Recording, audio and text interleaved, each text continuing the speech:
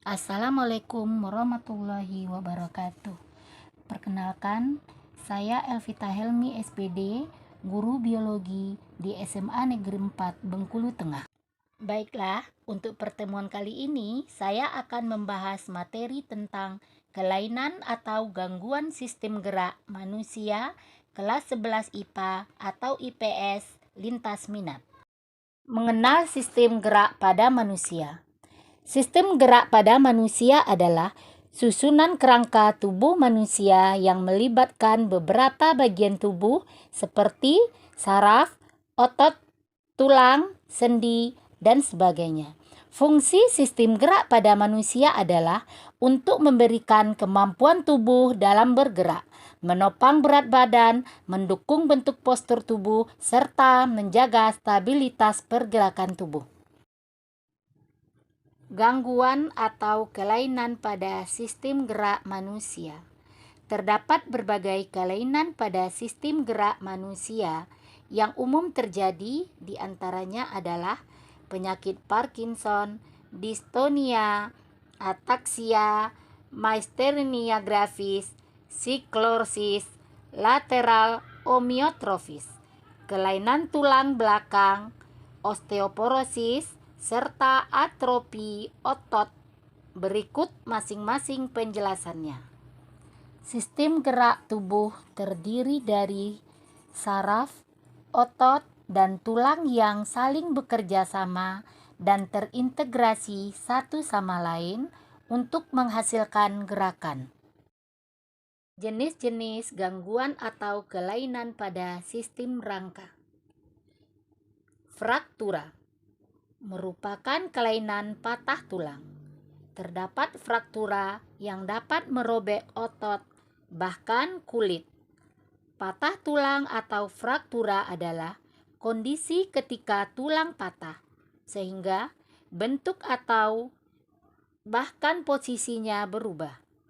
Patah tulang dapat terjadi jika tulang menerima tekanan atau benturan yang kekuatannya lebih besar daripada kekuatan tulang.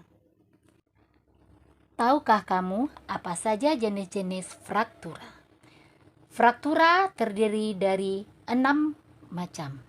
Yang pertama, fraktura komunikatif, di mana tulang pecah menjadi beberapa bagian.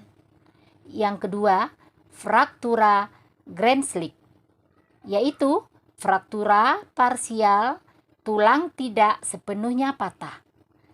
3. Fraktura oblik, tulang mengalami patah secara diagonal atau siku-siku. Yang keempat, fraktura patologis, patah tulang akibat kondisi yang menyebabkan tulang melemah sehingga lebih mudah patah.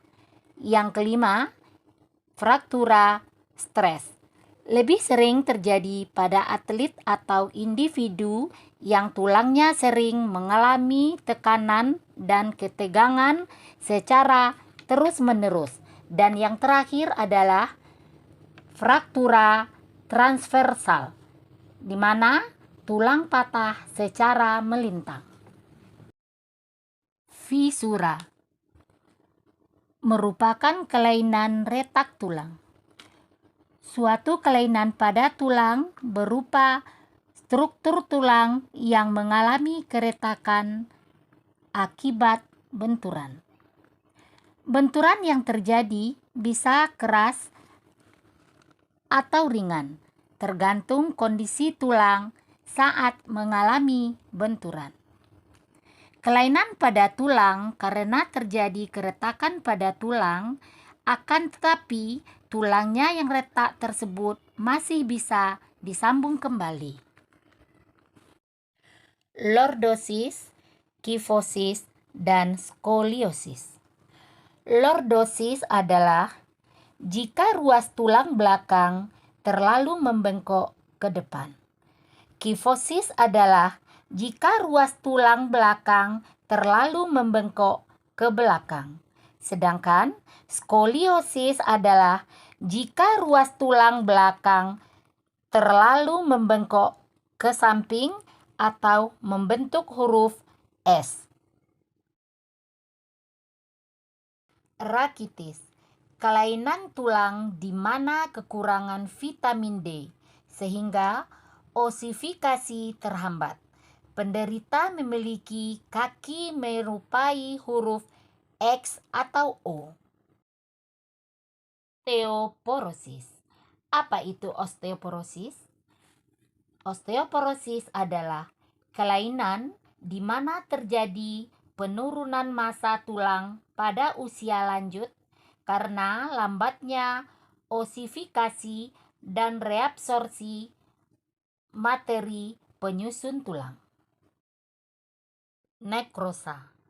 Nekrosa merupakan kelainan kerusakan periosteum tulang yang menyebabkan kematian tulang.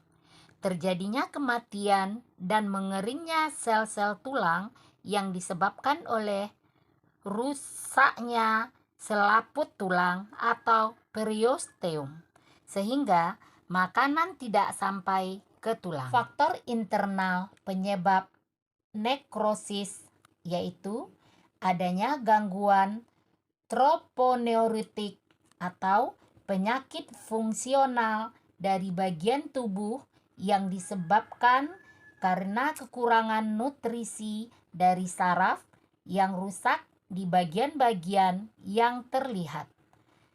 Cedera dan kelumpuhan pada sel saraf, enzim pankreas yaitu lipase juga menjadi penyebab utama nekrosis lemak.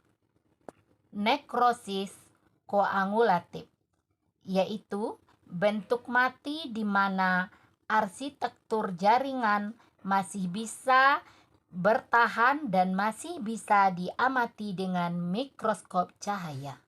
Jenis nekrosis ini biasanya terjadi pada jaringan seperti ginjal, jantung, dan kelenjar adrenalin. Nekrosis liquefaktif merupakan bentuk berlawanan dari nekrosis koagulatif karena ciri-cirinya berupa pencernaan sel mati yang menghasilkan cairan kental. Jenis nekrosis ini biasanya disebabkan oleh infeksi, bakteri, dan jamur. Nekrosis gangren biasanya dianggap jenis nekrosis koagulatif yang menyerupai jaringan termumifikasi. Nekrosis caseus merupakan kombinasi dari nekrosis koagulatif dan nekrosis liquefaktif yang disebabkan oleh mikrobakteria, jamur, dan beberapa zat asing. Hanya sekian materi yang dapat saya sampaikan hari ini. Semoga materi yang saya sampaikan ini dapat bermanfaat bagi kita semua.